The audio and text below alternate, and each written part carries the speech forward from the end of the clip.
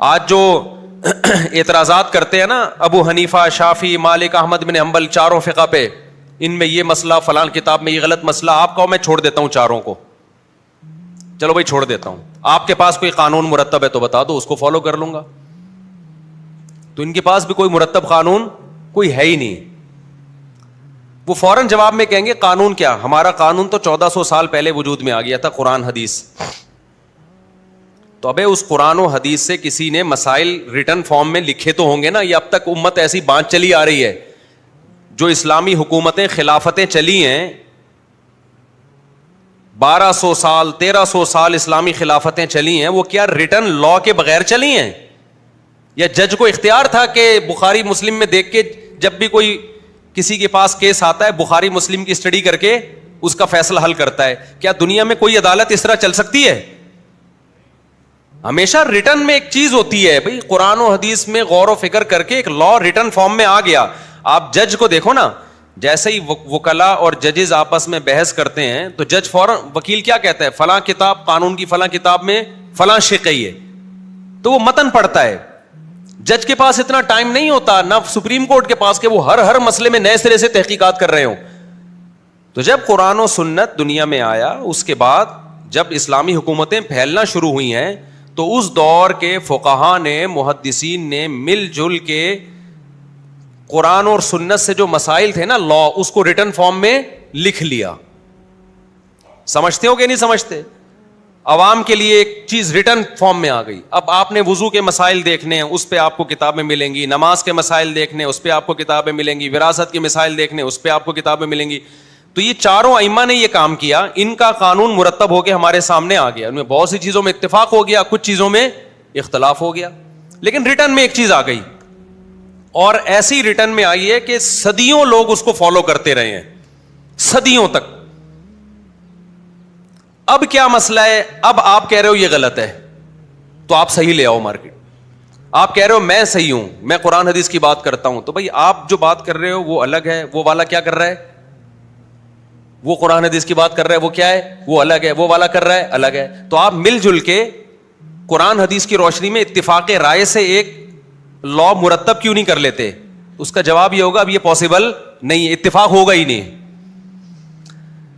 میں اہل حدیثوں کے خلاف نہیں ہوں، ان میں جو معتدل اہل حدیث ہیں وہ معتدل ہیں، وہ ان کے میں خلاف نہیں ہوں. لیکن ایک میرا بڑا اہم سوال ہے اہل حدیث حضرات سے. آپ نے ٹیلی ویژن میں دیکھا ہوگا، 2-3 مختلف مکاتب فکر کے لوگ بیٹھتے ہیں. اہل حدیث ہمیشہ ایک ہی بیٹھتے ہیں، دو نہیں بیٹھیں گے کبھی. کیوں؟ 2-4 مسائل کے علاوہ ان کا ہر مسئلے میں دوسرے سے کیا ہوگا؟ اختلاف ہوگا.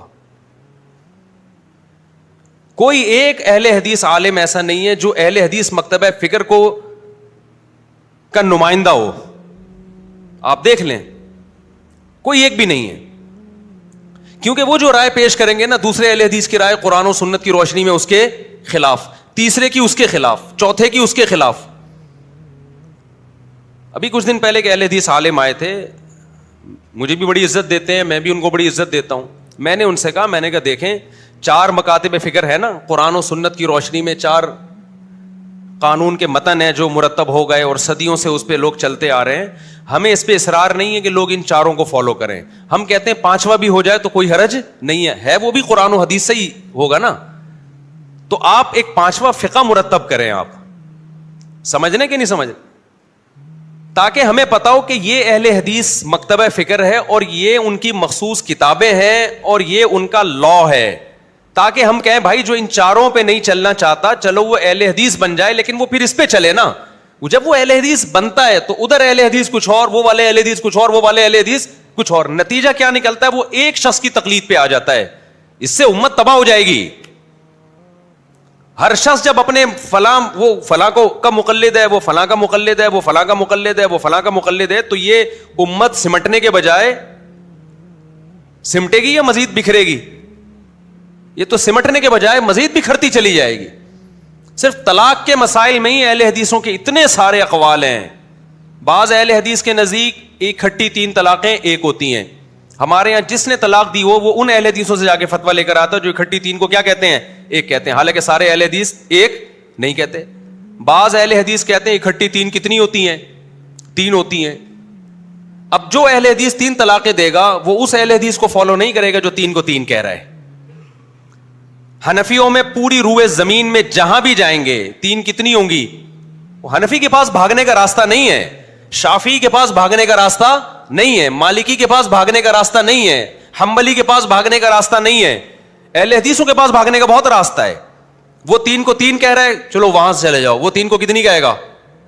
بولو, 1 کہے گا. اور اگر آپ یہ چاہتے ہو کہ آپ کی 3 ایک بھی نہ ہو, آپ کو اس پہ افسوس ہو رہا ہے کہ میں نے اکٹھی 3 دی, 1 کیوں ہوئی, وہ 1 بھی نہ ہو, تو اہل حدیثوں میں ایسے لوگ بھی ہیں جو کہیں گے کہ آپ نے چونکہ بیوی سے ہم بستری کرنے کے بعد طلاق دی ہے لہذا 1 بھی نہیں ہوئی ہے کیونکہ یہ ناجائز طلاق ہے. ایسے لوگ بھی ہیں.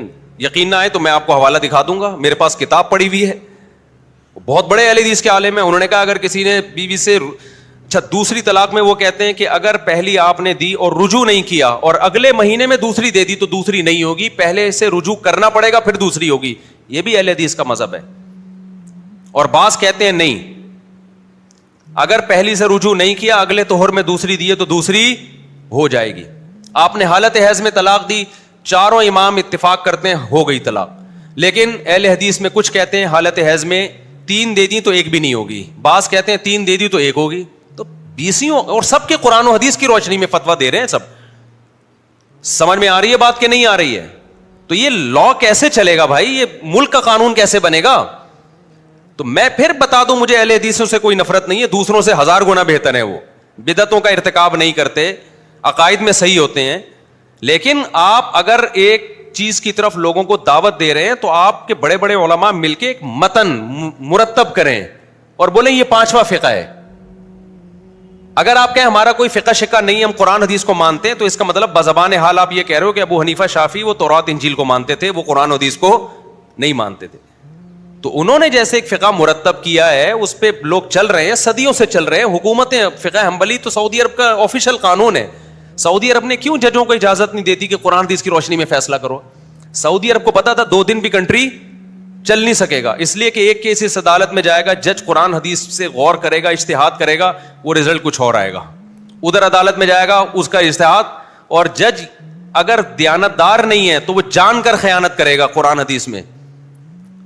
وہ والی حدیثیں پیش کرے گا جو اس کے مطلب کی ہیں, جو اس کے اگینسٹ جا رہی ہیں وہ والی نہیں پیش کرے گا. جیسے کہ آج کل مناظروں میں ہوتا ہے, مناظروں میں آپ دیکھو دوسرے کو نیچا دکھانے کے لیے اپنے مطلب کی دلیل تو پیش کی جاتی ہے, سامنے والے کی دلیل کو لوگ پی جاتے ہیں. یہ کام ججز کرنا شروع کر دیں گے. تو دنیا میں کوئی قانون جو لا مرتب نہ ہو, جو باقاعدہ ریٹن فارم میں نہ ہو, جج اس کے پابند نہ ہو, تو وہ لا ریاست میں نہیں چل سکتا, انسانی زندگی میں بھی نہیں چل سکتا. وہ آپ کہہ سکتے ہو صحابہ کے دور میں کیسے چلا, اس وقت اسلام دنیا میں پھیلا نہیں تھا اور تقویٰ بہت زیادہ غالب تھا. ہر صحابی کی کوشش ہوتی تھی حق تک پہنچوں میں, پھر بھی بڑے اختلافات ہوئے ہیں. لیکن ائمہ مجتہدین نے آہستہ آہستہ ان اختلافات کو کیا کر دیا, بحث مباحثہ کر کے سمیٹ کے کم کر دیا. اب اس کم کو مزید نہ پھیلایا جائے, اب اس کو مزید نہ پھیلایا جائے. تو اگر اہل حدیث حضرات یہ کام کرتے ہیں کہ بھئی ایک مرتب فقہ لے آتے ہیں, تو ہم کہیں گے چلو 15ویں صدی میں ایک قانون مرتب ہو رہا ہے, لیکن ہم پھر بھی اس کو ایکسپٹ, ہمارا ظرف اتنا بڑا ہے, ہم پھر بھی کیا کر لیں گے, ہم اس پہ اصرار نہیں کریں گے کہ آپ حنفی یا شافعی بنو. ہم کہیں گے چلو یار کوئی اگر اہل حدیث فقہ کو فالو کرنا چاہتا ہے تو اس کو فالو کر لے, لیکن کوئی مرتب ہے ہی نہیں, ہے ہی نہیں. میں نے ایک اہل حدیث عالم ہیں, بڑے میری دوستی ہے ان سے, میں نے ان سے پوچھا آپ اپنے مدارس میں کیا پڑھاتے ہو جب اسلامی قانون پڑھاتے ہو؟ دیکھو قرآن بھی پڑھا دیا, حدیث بھی پڑھا دی, لیکن جب ایک مرتب قانون آپ پڑھاتے ہو بچوں کو, مسائل سیکھیں وہ, تو کون سی کتاب پڑھاتے ہو آپ؟ انہوں نے کہا قدوری جو فقہ حنفی کی کتاب ہے, اور ہدایہ پڑھاتے ہیں جو فقہ حنفی کی کتاب ہے. میں نے کہا وہ کیوں پڑھا رہے ہو آپ بھائی؟ تو انہوں نے کہا ہم تنقیدی نظر سے پڑھاتے ہیں. ہم کس طرح پڑھاتے ہیں؟ تنقیدی, یعنی قدوری کی ایک عبارت پڑھی, اس میں جو عیب تھا جو ان کی رائے میں کہ بھئی یہ قرآن و حدیث کے خلاف ہے تو بتا دیا یہ خلاف ہے. میں نے کہا جب آپ طلبہ کو ایک متن پڑھا رہے ہو, قانون پڑھا رہے ہو, وہ قانون ہی تنقیدی سے ہی شروع ہو رہا ہے, تو ساری زندگی اس کا کام کیڑے نکالنے کے علاوہ کچھ بھی نہیں ہوگا. دنیا میں کہیں بھی ایسا نہیں ہوتا کہ آپ کا اپنا کوئی سلیبس نہ ہو اور آپ اپنے مخالف کا سلیبس نصاب میں تنقیدی نظر سے پڑھانا شروع کر دو. یہ دنیا میں کہیں دیکھا آپ نے؟ میڈیکل سائنس کی وہ کتابیں پڑھائی جا رہی ہیں, فرض کریں ایک میڈیکل یونیورسٹی میں میڈیکل سائنس کی کتاب پڑھائی جا رہی ہے. کون سی کتاب پڑھائی جا رہی ہے؟ وہ کتاب جس سے آپ متفق نہیں ہیں. ٹھیک ہے نا. اب آپ ڈاکٹروں سے پوچھ رہے ہیں کہ پروفیسر سے پوچھ رہے ہیں سر یہ کتاب کو تو آپ مانتے ہی نہیں ہو, آپ یہ کیوں پڑھا رہے ہو ہمیں؟ تو وہ جواب میں کہیں تنقیدی نظر سے پڑھا رہا ہوں. تو آپ کہیں گے سر آپ پہلے وہ کتاب پڑھائیں جس پہ آپ کو تنقید نہ ہو, جس کو آپ صحیح سمجھتے ہو, پھر اس میں درمیان میں آپ تنقید کرتے رہیں کہ بھائی یہ اصل تو یہ ہے لیکن فلاں کتاب میں غلط لکھا ہوا ہے. میں سمجھا پا رہا ہوں اپنی بات؟ تو ہمارے اہل حدیث حضرات کو بھی چاہیے, اور میں دل سے کہہ رہا ہوں, میں اوپر سے نہیں کہہ رہا, کہ آپ ایک فقہ مرتب کریں. ہم نے جہاں 4 کے قائل ہوئے ہیں, ہم 5ویں کے بھی کیا ہو جائیں گے؟ قائل ہو جائیں گے کہ چلو یار یہ بھی جو اس کو فالو کرتے ہیں ہمیں اس پہ بھی کوئی اعتراض نہیں ہے. لیکن آپ یہ ٹھیکیدار بنو کہ ہم ہی ٹھیک ہیں باقی سارے کیا ہیں؟ غلط ہیں. ابو حنیفہ کو قرآن حدیث نہیں کو فالو کیا تھا, انہوں نے پتہ نہیں کیا فالو کیا تھا. یہ ایک بات دنیا مانے گی نہیں, اس لیے کہ 1400 سال سے تو اسی پہ عمل کرتے آ رہے ہیں لوگ. دنیا میں کہیں بھی جاؤ آپ کو یا حنفی ملیں گے یا شافی ملیں گے یا مالکی ملیں گے یا حنبلی ملیں گے, 5ویں کوئی چیز مارکیٹ میں نہیں ملے گی آپ کو. اور امت کبھی بھی گمراہی پہ جمع نہیں ہو سکتی. تو آپ قرآن حدیث کی روشنی میں ایک فقہ مرتب کریں. ہاں میں نے ان کو یہ بتایا کہ آپ قدوری ہدایہ نہ پڑھائیں, آپ اپنی ایک متن کی کتاب لکھیں اور اناؤنسمنٹ کریں کہ آج سے تمام دنیا بھر کے اہل حدیث جتنے بھی ہیں پوری دنیا میں, ان کا متن یہ ہے جس پہ تمام اہل حدیث کیا ہو گئے ہیں؟ متفق ہو گئے ہیں. ان کے دستخطوں ہوتا پتہ ہے کیا ہے؟ مثال کے طور پر آپ نے کتاب لکھ لی, دوسرے اہل حدیث اس کو مان نہیں رہے ہیں لیکن آپ نے اناؤنس کر دیا, تو یہ بھی غلط ہے نا, یہ بھی غلط ہے. آپ نے کتاب لکھی, تمام جو بڑے بڑے اہل حدیث ہیں ان کا اتفاق ہو گیا کہ اب یہ کتاب کیا ہے؟ ہمارے متن کا حصہ ہے. اور یہ اسلامی لا ہے جو ہم نے قرآن حدیث کی ہمیں ان 4 فقہ پہ اعتماد نہیں تھا, یا جو ان کی صحیح باتیں ہمیں لگی ہم نے وہ لے کے ایک نیا نصاب مرتب کر دیا اور یہ ایک فقہ ہے, اب اس پہ آ جاؤ آپ لوگ. تو ہم کہیں گے ٹھیک ہے بھائی, یہ بھی قرآن حدیث کی روشنی میں مرتب ہوا, یہ بھی قرآن حدیث کی روشنی میں. اب آپ کی مرضی, جس آپ مجتہدین کو فالو کرتے ہو یا وہ نصاب جو 15ویں صدی میں مرتب ہو رہا ہے اس پہ آپ کو زیادہ اعتماد ہے, یا آپ جانو اور کون جانے؟ اللہ جانے. ہمیں اس پہ اعتراض, کیونکہ بیسک چیزیں تو سب کی ایک جیسی ہیں. اہل حدیث بھی تمام صحابہ کو مانتے ہیں, ہم بھی تمام صحابہ کو مانتے ہیں. اہل حدیث بھی تقدیر کے عقیدے کے قائل ہیں, ہم بھی کس کے قائل ہیں؟ منہ سے پھوٹنے میں کوئی گورنمنٹ نے پابندی, میرا خیال سوری غلط لفظ, منہ سے بولنے پر گورنمنٹ نے کوئی پابندی نہیں لگائی, اہل حدیثوں کے بھی نہیں لگائی, ہمارے بھی نہیں لگائی. تو اب آپ لوگ بھی بول لو نا. تو ہم بھائی یہ خدا کو وہ بھی مانتے ہیں. میں انڈیا کا ایک واقعہ بتاتا ہوں نا. ایک انڈیا میں ایک مولانا صاحب جیل میں تھے, تو وہ حنفی تھے, تو ان سے کسی ہندو نے آ کے نا تنزیہ پوچھا کہ یہ آپ کا اور اہل حدیثوں کا کیا فرق ہے؟ اب وہ بے وقوف ہوتے تو وہ کہتے ہیں اہل حدیث یوں کرتے ہیں, ہم یوں کرتے ہیں. تو کہتا ہے تم لوگ تو خود آپس میں اتنا لڑ رہے ہو. تو انہوں نے بڑا زبردست جواب دیا. وہ ہندو یہی چاہتا تھا کہ ان پھڈا سامنے لایا جائے نا. تو انہوں نے کہا کہ دیکھو وہ تھوڑا بہت اختلاف ہے, وہ رفع الیدین کرتے ہیں, ہم نہیں کرتے, لیکن ایک وہ بھی ایک خدا کو مانتے ہیں, ہزاروں کے ہم بھی قائل نہیں ہیں. یعنی اس بیسک چیز میں ہمارا ان سے کیا ہے؟ اتفاق. اصل تو مسئلہ یہ رفع الیدین نہیں ہے, اصل تو یہ کہ تم جو ہزاروں خداؤں کو تم نے بھگوان بنایا ہوا ہے, خدا بنایا ہوا ہے, اتنے بے وقوف وہ بھی نہیں ہے کہ ایک خدا کو چھوڑ کر ہزاروں کو, اور ہم بھی اتنے بے وقوف نہیں ہیں. تو اصل آؤ اس ٹاپک پہ آؤ. تو ہندو چلا گیا. تو بیسک چیزیں تو سب کی متفق ہیں نا.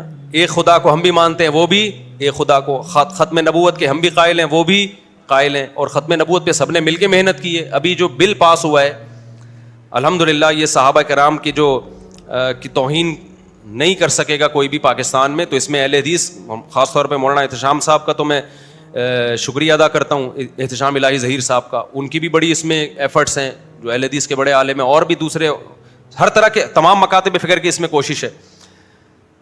تو صحابہ کو ہم بھی مانتے ہیں, وہ بھی مانتے ہیں, 5 نمازوں کے ہم بھی قائل ہیں, وہ بھی قائل ہیں, اور اللہ بھلا کرے تقدیر کا عقیدہ ہم بھی مانتے ہیں, وہ بھی مانتے ہیں, جنت جہنم کو ہم بھی مانتے ہیں, وہ بھی مانتے ہیں, قبر کا عذاب ہم بھی مانتے ہیں, وہ بھی مانتے ہیں, حیات عیسیٰ کہ عیسیٰ علیہ السلام قرب قیامت میں نازل ہوں گے, وہ بھی مانتے ہیں, ہم بھی مانتے ہیں, حضرت مہدی کا ظہور, یاجوج ماجوج جو قیامت کی علامتیں ہیں وہ بھی مانتے ہیں, ہم بھی مانتے ہیں, اور اللہ آپ کا بھلا کرے حج کو وہ بھی مانتے ہیں, ہم بھی مانتے ہیں. حج دونوں کا ایک ہی تاریخ پہ ہوتا ہے کہ نہیں ہوتا؟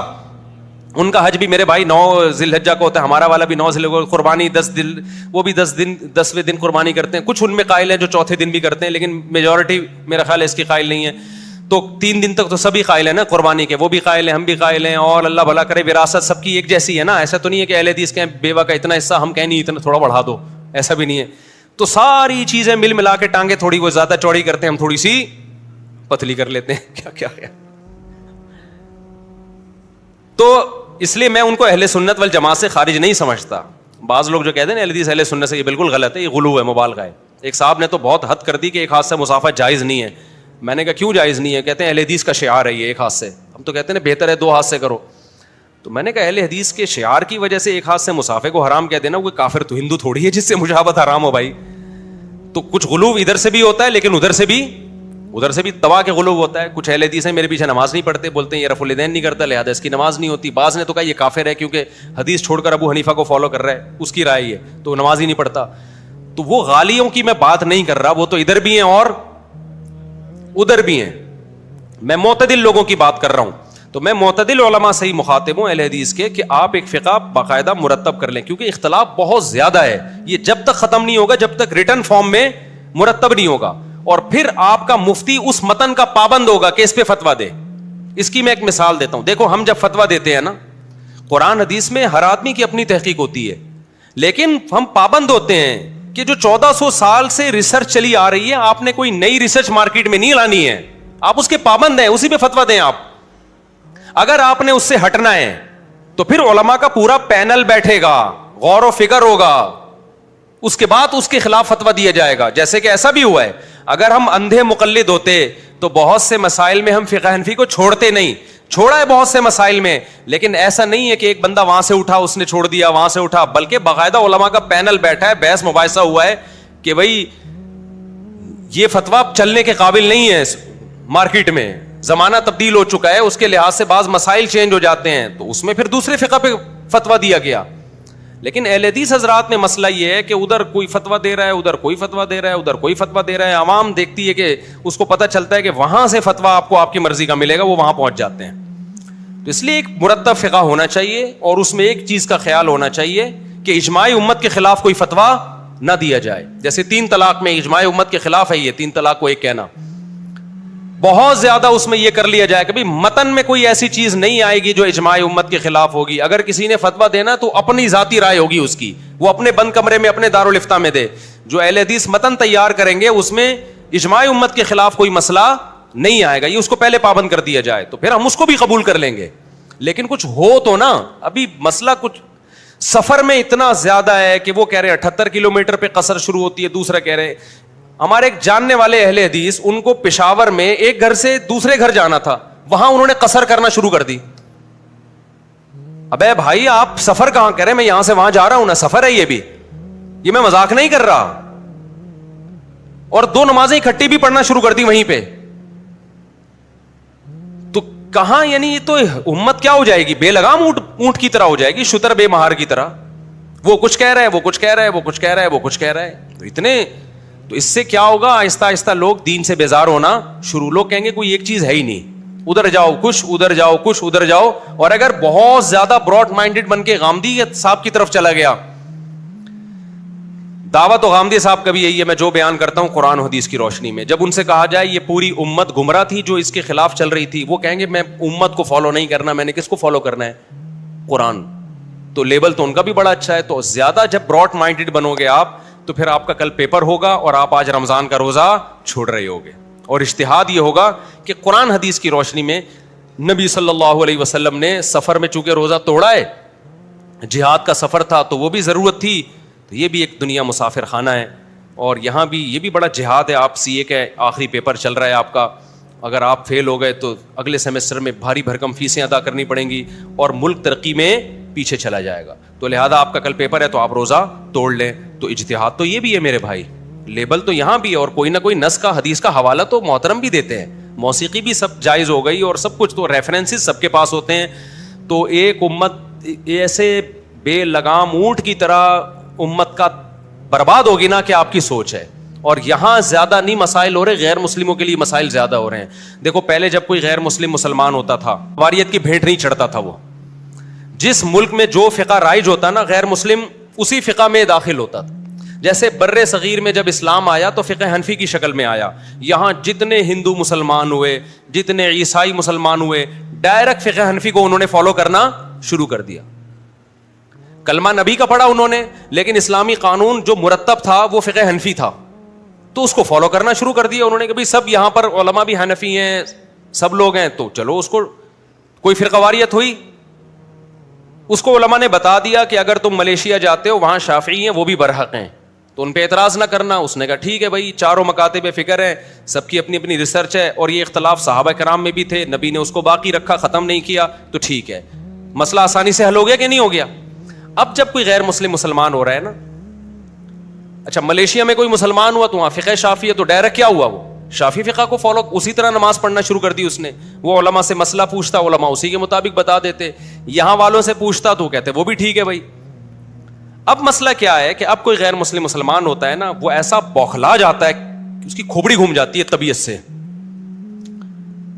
وہ جس کنٹری میں مسلمان ہوا, اب وہاں اس کو بتایا جاتا ہے کہ آپ نے کسی مخصوص فقہ کو فالو نہیں کرنا, آپ نے صرف قرآن و حدیث کو فالو کرنا ہے. وہ غامدی کو سنتا ہے, غامدی صاحب کی قرآن و حدیث کی تشریح الگ ہے, وہ سنتا ہے جناب, اور ہمارے جو یہاں کے لوکل ہیں محققین ان کو سنتا ہے, ان کی تحقیق بولو الگ ہے. وہ تیسرے اسکالر کو سنتا ہے, اس کی تحقیق الگ, چوتھے اسکالر کو سنتا ہے, اس کی تحقیق الگ.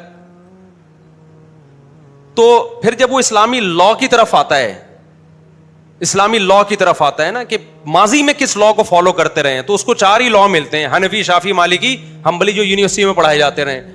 اس کے خلاف وہ 20 تقریریں یوٹیوب پہ پڑی ہوئی ہیں. تو پاگل ہوگا کہ نہیں ہوگا وہ؟ ایک مولانا سے کسی نے پوچھا ساؤتھ افریقہ میں کہ یہاں جب غیر مسلم مسلمان ہوتا ہے, انٹرنیٹ پہ یہ فتویٰ پڑا ہوا ہے, افریقہ میں, ساؤتھ افریقہ نہیں افریقہ میں, تو اس نے کہا یہاں سارے مالکی فقہ کو فالو کرتے ہیں. تو جب ایک غیر مسلم مسلمان ہوتا ہے تو کیا وہ فقہ مالکی کو ڈائریکٹ فالو کر سکتا ہے؟ اب وہ چونکہ وہی اس ٹائپ کے مولانا تھے جو متجدد ٹائپ کے, انہوں نے کہا نہیں, اس پر لازم ہے کہ وہ قرآن حدیث سے تحقیق کرے کہ کس کا مسئلہ ٹھیک ہے, کس کا مسئلہ غلط ہے. میں نے کہا انہوں نے نا اس کی الجھن ختم کرنے کے بجائے کیا کر دی ہے, پہلے وہ یہ مہینوں تحقیق کرتا رہا کہ اسلام برحق ہے یا نہیں, اب رفع الیدین کے بھی مسئلے وہ پوری تحقیق پڑھے گا پہلے, پھر جن علماء نے رفع الیدین کے مسائل کا جواب دیا وہ بھی پڑھے گا, پھر امام کے پیچھے فاتحہ والا, پھر امام کے پیچھے آمین والا, زور سے آمین, آہستہ آمین, پھر رکوع میں رفع الیدین ہے یا نہیں ہے, ایک نماز, پھر آگے روزے ہیں. یہ تو چھوٹے چھوٹے مسائل ہیں, اور بڑے بڑے مسائل میں تقدیر کا عقیدہ ہے. ایسے اسکالرز ہیں جو تقدیر کے منکر ہیں, تو وہ تو آپ سیدھا سیدھا کہہ دیتے بھائی امت گمراہی پہ جمع نہیں ہو سکتی. جو چاروں فقہ صدیوں سے چلے آ رہے ہیں, اہل سنت والجماعت انہی کو فالو کرتی آ رہی ہے. آپ جس ملک میں پیدا ہوئے یا جس ملک میں آپ اسلام لا رہے ہیں, وہاں چونکہ سارے علماء فقہ مالکیہ کو فالو کر رہے ہیں, تو ان علماء میں جو برحق ہیں آپ ان کو فالو کریں. یہ آسان جواب تھا, آپ نے اس کو الجھن ختم کرنے کے بجائے کس میں ڈال دیا, مزید الجھن میں ڈال دیا. بعض دفعہ جب مفتی کو جواب نہیں آتا نا, تو سوال پوچھنے والے کے کوئی سوال میں الجھا دیتا ہے وہ, تو دیکھنے میں لگتا ہے کہ یہ مسئلہ حل کر رہا ہے, حالانکہ مسئلہ حل نہیں کر رہا ہوتا, وہ مسئلہ اس کے لیے بڑھا رہا ہوتا ہے. ایک مثال دیتا ہوں میں, ایک گاؤں میں ایک مفتی صاحب گئے, ان کو آتا باتا کچھ نہیں تھا, وہ مفتی تھے نہیں, پڑا بڑا تھا نہیں انہوں نے. اب لوگ مسائل پوچھنے کے لیے آتے ہیں, ان کو جواب نہیں آتا, تو انہوں نے کیا کیا کہ اپنے استاد سے مشورہ کیا کہ حضور میں نے تو مدرسے میں بنٹے کھیلتا رہا ہوں, مجھے آتا واتا تو کچھ ہے نہیں, اب لوگ مسائل پوچھنے کے لیے آتے ہیں تو میں کیا کروں. تو انہوں نے کہا کہ بھائی دیکھو سائل کو الجھا دو. اب دیکھو جو افریقہ سے جس سائل نے سوال پوچھا تھا نا کہ غیر مسلم مسلمان ہو رہا ہے تو وہ کنفیوز ہے, تو اس نے تو یہی کنفیوژن تو پیش کی تھی کہ صحیح کون ہے غلط کون ہے. اس کی تو اس کو قرآن حدیث ہی سے لگ رہا تھا, کبھی یہ وہ صحیح لگ رہا ہے, کبھی اس کی تو کنفیوژن یہی تھی, اور آپ نے اسی کنفیوژن پہ اور اسٹیمپ لگا دی کہ یہی کرنا ہے تم نے. تو کنفیوژن ختم ہوئی یا بڑھ گئی اس کی؟ اس کا حل یہ تھا بھائی امت گمراہی پہ جمع نہیں ہو سکتی.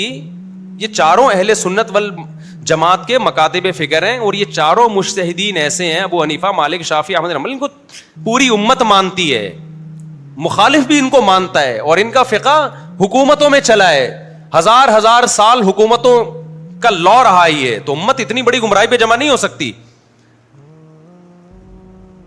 تو آپ نے کیا کیا, بجائے اس کا مسئلہ حل کرنے کے اس کو اور زیادہ کنفیوژن میں ڈال دیا. تو اس کی میں ایک گاؤں کی مثال دے رہا تھا. ایک مولانا صاحب علم نہیں تھا ان کے پاس, وہ گاؤں دیہات میں گئے, تو اب کوئی بندہ مسئلہ پوچھنے کے لیے آ رہا ہے, نماز میں ایسا ہوگا کہ نہیں ہوگا, وہ ہر چیز میں شک. ایک بندہ آیا کہ چوہا گر گیا کنویں میں, کتنے ڈول پانی کے نکالنے ہیں. تو انہوں نے کہا جی اس کی پہلے تحقیق کرو کہ گر کے مرا ہے یا مر کے گرا ہے. ہر ایک کا حکم کیا ہے؟ جدا جدا. جب تک یہ تحقیق نہیں ہوگی تو مسئلہ حل نہیں ہوگا. اب وہ بیچارہ کہاں سے تحقیق کرے گا؟ مر کے گرہ کے گر کے مرا. تو اس کی کنفیوژن ختم ہونے کے بجائے بڑھ گئی کہ نہیں بڑھ گئی؟ آپ اس کو بتا دیتے مر کے گرا ہو یا گر کے مرا ہو میرے بھائی, گر کے مرا ہو تو اول تو کوئی حکم میں فرق نہیں, لیکن فرق ہوتا بھی. احتیاطاً اتنے ڈول نکال دو. ہمارے پاس جب مسائل آتے ہیں نا, لوگ سوال پوچھتے ہیں, بہت ساری شقیں ایسی ہوتی ہیں جو قابل تنقیح ہوتی ہیں. تنقیح کا مطلب اس کو سمجھنا ہوتا ہے.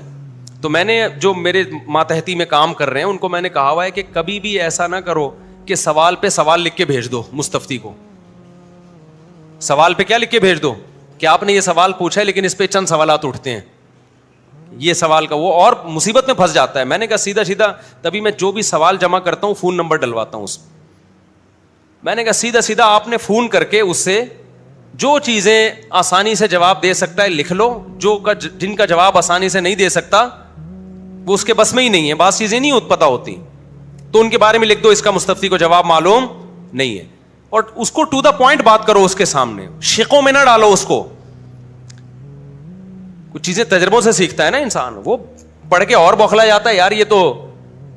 اب مثال کے طور پر جبری طلاق کا ایک مسئلہ کچھ دن پہلے آیا, تو ہمارے جو شاگرد ہیں نا اس نے جواب لکھا کہ اگر بہت زیادہ دباؤ تھا, جبری طلاق زبان سے دی جائے تو باہر صورت ہو جاتی ہے, ریٹن دی جائے تو جبری طلاق نہیں ہوتی, لیکن جبر کی کچھ کنڈیشن ہوتی ہیں. اگر بہت زیادہ دباؤ تھا تو طلاق ہو گئی ہے, بہت زیادہ دباؤ نہیں تھا تو طلاق نہیں ہوئی. میں نے کہا اس کے پاس کوئی ترازو رکھا ہوا ہے جس میں وہ دباؤ کو ناپے گا بیٹھ کے, اتنے کلو دباؤ تھا تو ہو گئی ہے, اتنے کلو دباؤ نہیں تھا تو نہیں ہوئی ہے. بعض دفعہ یہ جواب لکھ دیا جاتا ہے کہ اگر یہ ڈر تھا تو ہو گئی, اگر مگر کر کے نا. میں نے کہا بھائی آپ اس کو فون کرو, کراس کوشچن کرو اس سے کہ آپ کو کیا خطرات لاحق تھے اگر آپ ریٹرن طلاق پہ سائن نہیں کرتے. آپ اس کو یہ نہ بتاؤ کہ ہم جواب لکھنے کے لیے پوچھ رہے ہیں, آپ اس کو بلا لو یہاں پہ, اس سے پوچھو. اگر آپ کو لگے یہ جھوٹ بول رہا ہے اس کی بیوی کو بھی بلواؤ, تاکہ اگر جھوٹ بول رہا ہے وہیں پکڑ لے اس کو. بسا اوقات ہم یہاں فیملی کو بلاتے ہیں طلاق کے مسائل میں, اس سے پوری تحقیق کرتے ہیں, اس سے اندازہ لگاتے ہیں کہ اس کو دباؤ تھا یا نہیں تھا تو کتنا تھا. تو پھر جواب یہ لکھا جاتا ہے کہ چونکہ سائل کو اتنا دباؤ تھا اور اس کو جان کا خوف تھا, اور واقعی ہم نے جو تحقیق کی اس سے لگتا ہے کہ واقعی اس کو خوف تھا, لہذا طلاق واقع نہیں ہوئی. اور بعض دفعہ یہ ہوتا ہے کہ سائل پھینک رہا ہے, اس کو کوئی دباؤ نہیں تھا, بس بہو کیا کسی نے اور اس نے سائن کر دی, اس کو کہہ رہا ہے دباؤ تھا. صحیح ہے نا, یہ بھی اس کو بھی لوگ دباؤ سمجھتے ہیں. تو یہ جو ہے نا, تو اب آپ کیا کر رہے ہیں کہ یہ جو مبہم بات کر رہے ہیں بھائی قرآن حدیث پہ آ جاؤ. قرآن حدیث پہ تو ابو حنیفہ بھی آئے ہوئے ہیں, شافعی بھی آئے ہوئے ہیں, سب کے دعوے ہیں قرآن حدیث پہ آنے کا. تو آپ کوئی نئی چیز لے کر آ رہے ہو کہ کوئی نیا قرآن کوئی نئی حدیث لے کر آ رہے ہو, تو سب کو قرآن حدیثی پہ آنا ہے, لیکن ایک مرتب فقہ ہونا چاہیے. جب تک وہ ریٹن میں نہیں ہوگا اور اس پہ آپ لوگوں کا اتفاق نہیں ہوگا, اس وقت تک اس کو لا نہیں مانا جا سکتا, قانون نہیں مانا, لوگوں کو حکم نہیں دیا جا سکتا کہ اس کو فالو کرو آپ. ورنہ اکائیاں آنا شروع ہوں گی, ایک اکائی وہاں سے, ایک وہاں سے, ایک وہاں سے, ایک وہاں سے. تو ان اکائیوں کی بھیٹ عوام کو نہیں چڑھایا جا سکتا. عوام ایک پراپر لا کو فالو کرے گی. تبھی آپ حنفیہ یا شافعیہ میں دیکھ لیں, پوری دنیا میں جہاں بھی جائیں گے آپ کو ایک فتویٰ ملے گا. پوری دنیا میں جہاں سے بھی آپ شام کے حنفی علماء سے فتویٰ لیں ایک ملے گا, یہاں سے فتویٰ لیں انڈیا سے لیں وہی ملے گا, آپ بنوری ٹاؤن سے لیں وہی ملے گا, جامع الرشید سے لیں وہی ملے گا, پنجاب سے لیں وہی ملے گا, ترکی میں دارالفتہ میں لیں وہی ملے گا. الا یہ کہ جدید مسائل, وہ جدید مسائل ہیں ان میں اختلاف ہوتا ہے. قدیم تو پہلے طے ہو چکے ہیں سارے, اب اس میں نئے سرے سے عوام کو ڈالنا, اس سے امت میں بجائے اتفاق کے کیا ہوگا, مزید امت ٹوٹے گی.